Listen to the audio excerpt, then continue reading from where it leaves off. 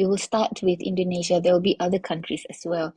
I hope I am bringing justice. I cannot bring the justice when I speak about what happened in Indonesia during World War II and after World War II. So we know Indonesia has a long and complex history of being colonized, especially by the European countries, for example, the Spanish, Portuguese, Dutch, and England. And in the last 350 years, Dutch has been colonizing Indonesia, and so it is quite important to the Dutch people at that time until the year 1942, where Indonesia was finally handed over to Japan. You may wonder what's Japanese interest in Indonesia, because at the time, during just around the World War II, in early 1940s, where America sanctioned oil trade to Japan, and Japan has shifted their oil resources to Indonesia, starting with Arakan, Kalimantan, and then to Sulawesi, and then Java. So, however, Japanese ruling was short, especially after they were defeated in the World War II, and also what had happened to Hiroshima and Nagasaki. There were also conflicts going on at the same time in China. But we are going to focus a little bit here in Indonesia. But whatever is happening in China in relation to America at that time is also having the impact towards Indonesia with some degree. So Indonesia finally gained its independence in August 1945 from Japan, and that declaration was led by the President Sukarno, who was once also imprisoned by the Dutch. So I hope you can understand how much people of Indonesia wanted this independence, and you can imagine there were many political parties, individuals, fighters, resistors, national heroes at the time, who has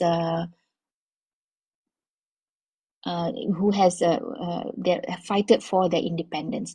First is the PKI, which was the Communist Party of Indonesia, number one Communist Party, which was also thriving.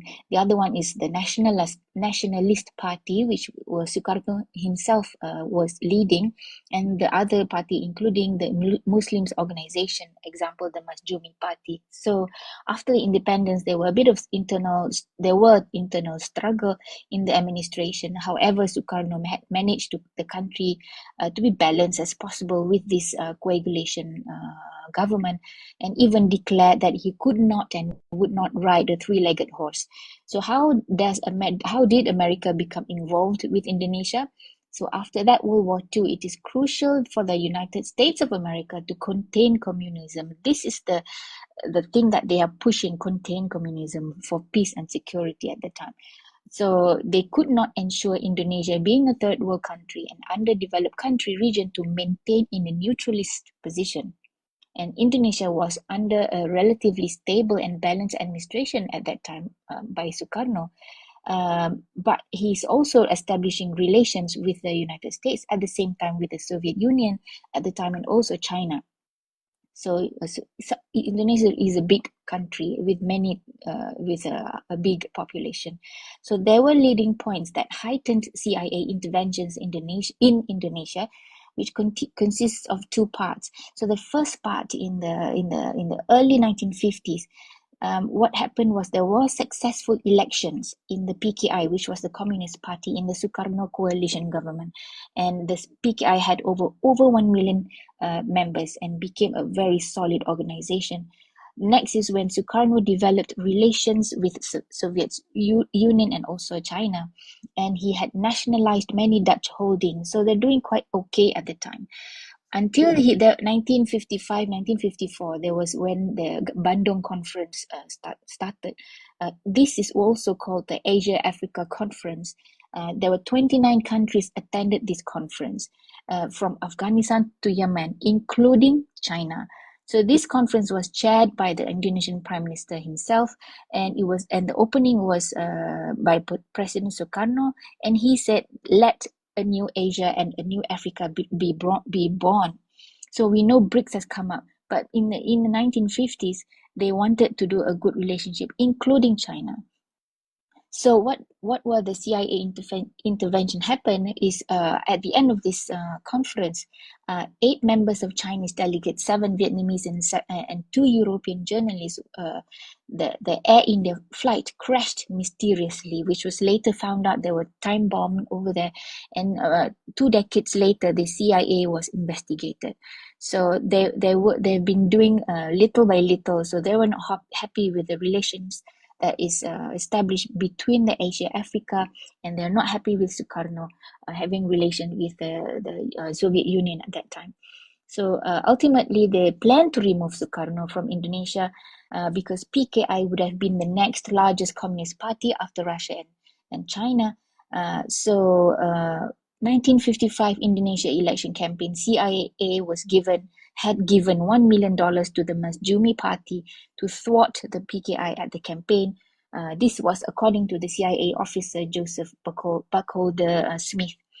And they also had intervened in direct targeting Sukarno personally, using agents to tarnish his reputation with claims of sexual activities and pornography. There were also attempts to assassinate. Excuse me. So the second part was much bigger. So the CIA backed rebel groups. This had heightened, including they provide arms to topple Sukarno. At the same time, they provide military training to rebel groups. Unfortunately, on the 1st of October in 1965, rebel groups had become out of control. They abducted and murdered several military officers and announced that their action and stated that they had been sponsored by the CIA. However, there were claims that it was done by the PKI. So a coup happened, and this coup was claimed to be backed by the communists in China. And you can imagine the horrific death that had occurred after that. The Indonesian described it as a similar like is a massacre. They call it the pembantaian, means that it was total chaotic.